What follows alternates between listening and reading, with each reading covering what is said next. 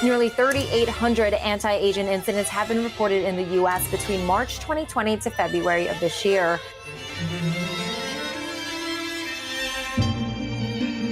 Those new details in that deadly shooting spree in Georgia. The shooter in that rampage at 3 spas has now been charged with 8 counts of murder.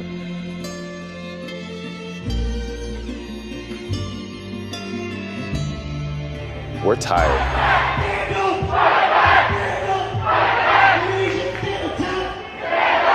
We're tired of our cries and anguish not being heard. Show me what community looks like. Show them what. We're tired of our pain being overlooked. We're tired of keeping our heads down or not making any trouble when our elders are being assaulted, stabbed, and killed. Wouldn't you be?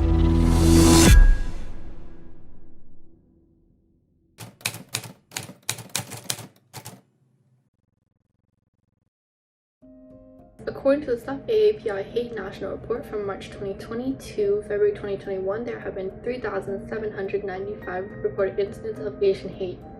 Incident reports came from all 50 states, including the District of Columbia. From those incidents, Asians were subjected to various types of hate, spanning from verbal harassment to physical assault. Most encounters took place in our very own businesses and on public street. Through a Google form, results showed that on a scale from 1 to 10, most people felt that they were at a 6 in terms of representation and support at their school. 73.6% of students have said that they have personally encountered racism, while only 26.3% of students said that they haven't.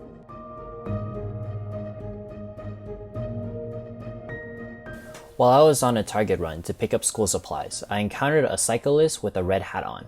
As he got closer, I noticed the infamous "Make America Great Again" on his hat. He then shaped his hands into the shape of pistols and loudly made gunshot sounds, saying, "Bang bang bang, easy targets, F China," before hurrying off on his bike, laughing and seemingly proud of what he said. Although I was angry, I was more disappointed that although there were so many bystanders nearby, none of them seemed to care. My mother, who works at Safeway, is constantly being attacked for not being able to speak fluent English. My dad cannot run errands without being threatened with getting shot by non-Asian people. I've dealt with racism from one guy for way too long, so I stopped talking to him. He would consistently like the stereotypical jokes about how Asian people are too good at math, but the most crude ones were towards the Asian male physique. This would play into toxic masculinity and body shaming, but the roots of this came from my ethnicity. This one time a teacher had really aggressively tried to threaten a kid to do his work by saying how she knew what Asian parents were like. Of course, this consisted of the stereotype in which Asian parents are really strict and mean. The kid proceeds to explain how he really didn't care and that his parents wouldn't either. This teacher then asserts the fact that she already knew what Chinese parents were like and tried to make it a point that she was right. This kid, however, wasn't Chinese at all, and neither were any of us at the table. I am half Japanese and half Chinese, and that is something I will always be proud about. I especially remember the day someone blamed me for the bombing of Pearl Harbor. We were learning about World War II, and as we all know, the Japanese bombed the US. They blamed me for the horrible event just because I was half Japanese. This topic has always been sensitive to me and my family, as my grandparents and great-grandparents were interned in the 1940s. They were interned because Americans thought the Japanese Americans were working with Japan, so out of fear, they sent all Japanese Americans to internment camps. They got nearly everything taken away and lived in prison-like camps. This action itself was out of racism and fear of Japanese Americans.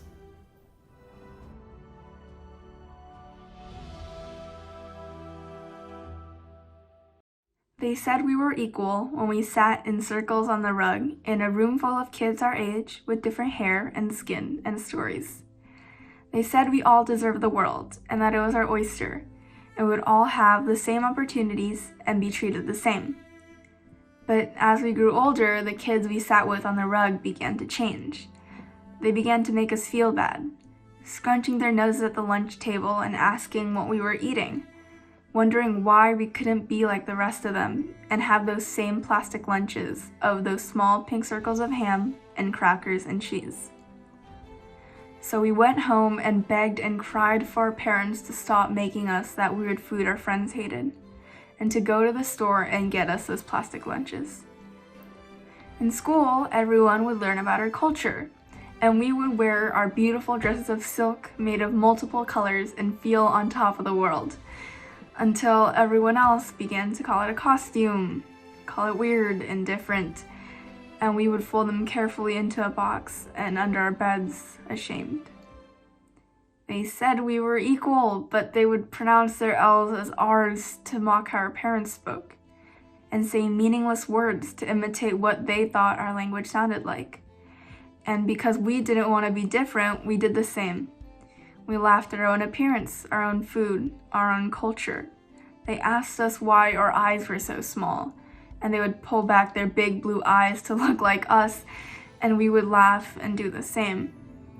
But at home in the mirror, we would stand there for hours, wishing we could look like them. They said we were equal, but today, people cross to the other side of the street if we go near them, because they don't want to catch whatever we have. They wear the clothes we were made fun of wearing, the ones we put in that box and were too ashamed to ever take out again. They wear those clothes but tighter and shorter, and suddenly it becomes a trend. They pull back their eyes when taking pictures because it looks better. But it doesn't look good on us. They hurt our elders, those elders who have worked so hard to make this world a place that we could all live in. Whoever said we were equal, we're all lying.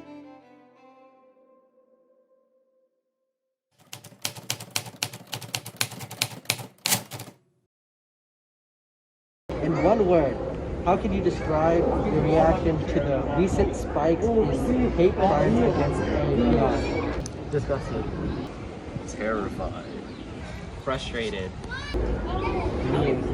I think it's just really disgusting, and it's really crazy how someone can hate someone so much and physically hurt them, and I think it's just crazy how this is happening in our world.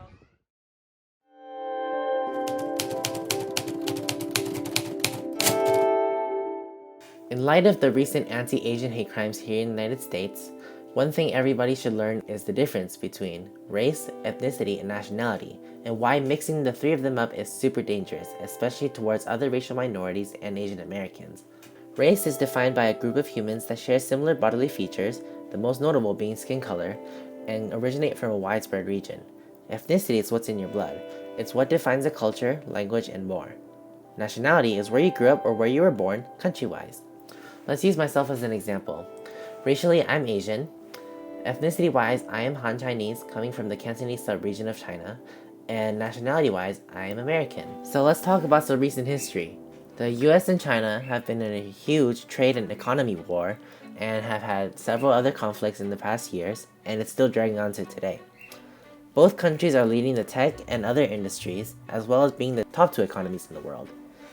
Ex-President Donald Trump of the United States often criticized and baselessly attacked the Chinese government with false information and outlandish comments, often being very racist and xenophobic.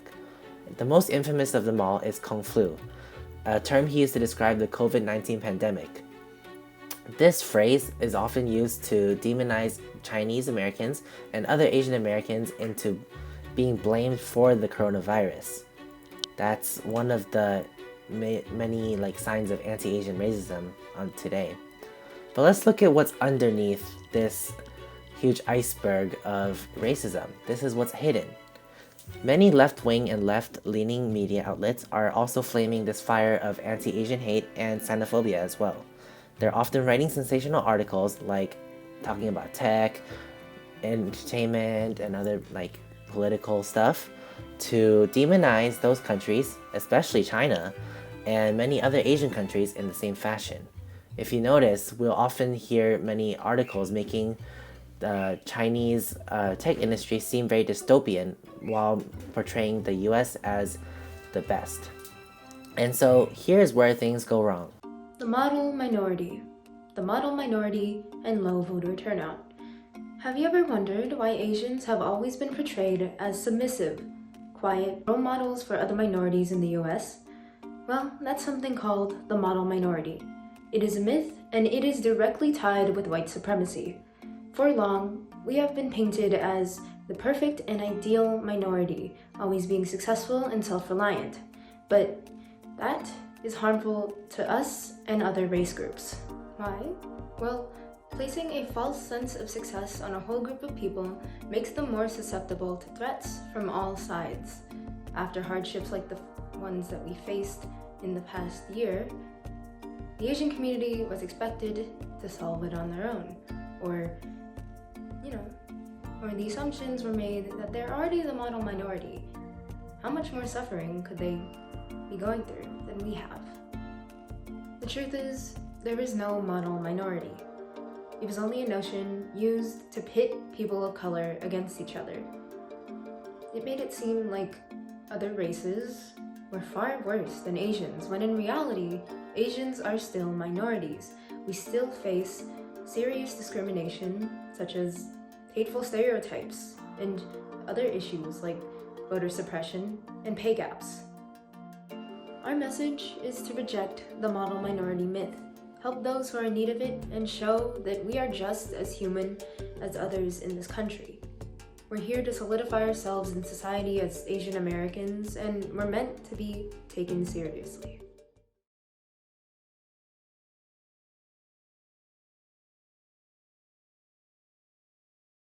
There's a lot of calls, right? There's a call for people to denounce it, pressure on government officials, and that's important, right? That's important for changing the hearts and minds of people over a long period of time. But there's a lot that we can do. We as individuals, the people on the ground in these communities, can do right.